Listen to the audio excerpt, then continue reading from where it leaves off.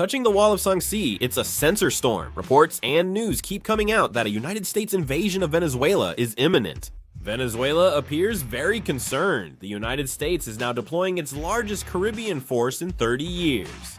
Today, let's take a proper look at this topic. Let's get right into it. First, let's see how many United States troops have been mobilized in the Caribbean. The United States has deployed 14 warships, including the Iwo Jima Amphibious Assault Group and a nuclear submarine. They have also deployed F-35 fighter jets and MQ-9 Reapers in Puerto Rico. Near the coast of Venezuela, the United States is monitoring in real time by sending a P-8 Poseidon. Above all, live fire drills have been conducted near the coast close to Caracas, the capital of Venezuela, and it is reported that the 82nd Airborne Division has also been deployed nearby. So far, the number of troops directly deployed to the Caribbean has exceeded 10,000, and the number is continuing to increase. The force grew from 4,500 to 10,000 troops, and the United States is now seeking approval from neighboring countries. The United States is reportedly trying to install radar equipment on Grenada, a small island near Venezuela. The Grenadian government has issued a statement through its Ministry of Foreign Affairs, saying that the United States recently requested permission to temporarily deploy radar facilities and related technical personnel at Morris Bishop International Airport, which is on Grenadian territory. The Grenadian government says it is carefully considering this. In fact, the island nation of Grenada is only about half the size of Seoul. This United States action is widely viewed as targeting Venezuela. Grenada is just 160 kilometers north of Venezuela. The United States is still working to increase pressure on Venezuela. According to the Venezuelan Ministry of Defense, American fighter jets have been deployed to the Venezuelan coast. Vladimir Padrino, Venezuela's defense minister, said on state television that imperialist fighter jets neared the Venezuelan coast, calling their presence near the Caribbean a crude provocation and threat to national security. He didn't say if the American fighter jets entered Venezuelan airspace, or if the Venezuelan military responded. The United States also held live fire drills nearby. It seems that the United States is increasingly trying to put more pressure on Venezuela. In fact, there have been actual military actions as well.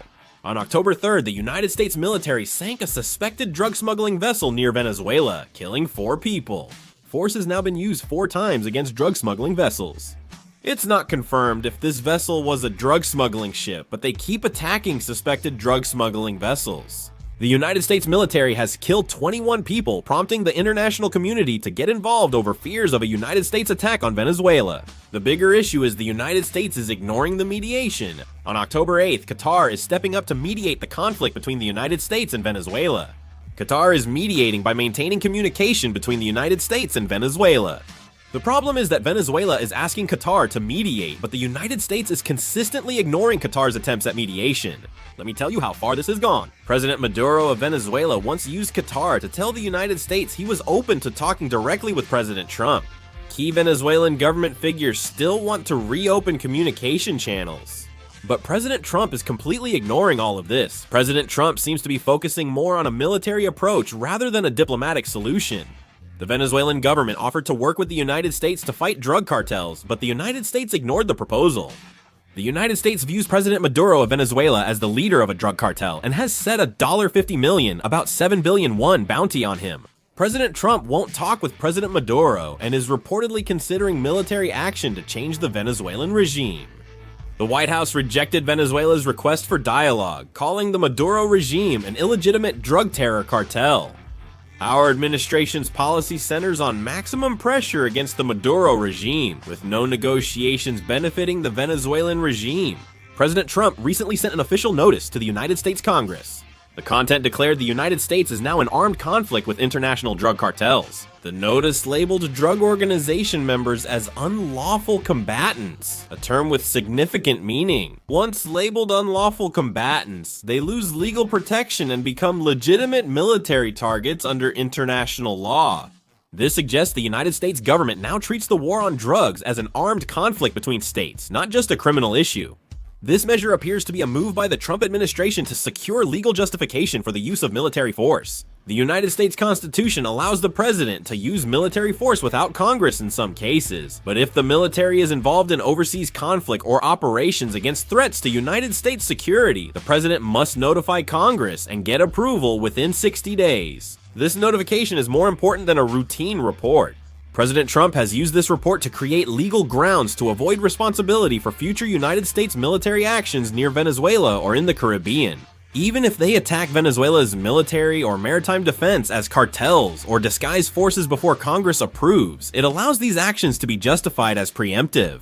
The United States tells the international community it's targeting criminal groups, while at home it says these military actions are within the president's constitutional authority. However, experts say this notification is a strategic way to bypass congressional oversight.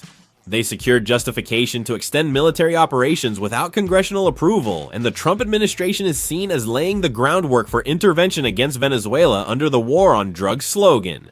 As a result, United States military actions have been cloaked in the guise of legitimate military operations while knowingly leaving room for international legal controversy. On the surface, it appears to be a crackdown on drug cartels, but there is a clear assessment that the underlying strategic objective is regime change.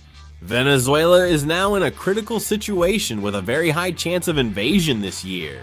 A militia mobilization order has been issued in Venezuela. President Maduro issued the militia mobilization order because the United States continues to amass troops in the Caribbean. These militias are mainly composed of elderly people, and even these militias are being mobilized and prepared. The Venezuelan military is supplying weapons to regional militia members and training them in firearms use. These militias were first formed to boost turnout at pro-government rallies, but now they're preparing for war. Venezuela has called for an emergency United Nations Security Council meeting, alleging an imminent United States attack. They sent a letter to Russia, which currently holds the presidency of the Security Council, claiming that President Trump is conducting military operations that threaten Venezuela's peace and stability, both internationally and regionally, in order to oust President Maduro. This request followed the United States Congress rejecting a bill on October 8 that would have restricted government military action against drug trafficking organizations. An emergency Security Council meeting hasn't been called yet, but it's clear Venezuela feels threatened. If the United States actually attacks Venezuela, the aftermath will never be just one country's problem. South America may soon become unstable, with a strong chance of a new Cold War starting and spreading from the Caribbean. First, anti-American countries such as Cuba and Nicaragua will likely side with Venezuela right away. These countries have long stood together against United States sanctions and diplomatic pressure, and it is clear that they will define this situation as resistance against imperialism. In particular, Cuba maintains military and governmental cooperation with Venezuela. Nicaragua will likely criticize United States intervention and may form an anti-American alliance in South America. I think we especially need to talk about China. China, Venezuela's top creditor with major energy interests, may pressure the United States diplomatically and economically if military intervention is hard. If a United States invasion becomes a reality, China is likely to declare strong opposition to sanctions resolutions at the United Nations Security Council, and, together with Russia, form an anti-American bloc to undermine the legitimacy of the United States in the international community. Venezuela's situation may prompt a shift in global indices, not just economic effects. Some South American countries may seek economic support from Russia or China rather than stay under United States influence, increasing tensions between the West, South America, the United States, China, and Russia. There are also warnings that if the United States attacks Venezuela, it could effectively push the entire South American region into an anti-American bloc. Diplomatic and government agencies in several countries consider this scenario a real risk. If the United States initiates military action under the Yangbulkardi operation, it could signal broader goals, energy dominance, geopolitical power, and a new 21st century Cold War. Currently, any small action in the Caribbean could spark major global changes in the future. Polymarket currently gives a 61% chance the United States will attack Venezuela by December 31st. Anyway, there are constant reports that an attack on Venezuela is imminent. We'll have to wait and see how things turn out. What are your thoughts on the current situation? Share in the comments. Thanks for watching.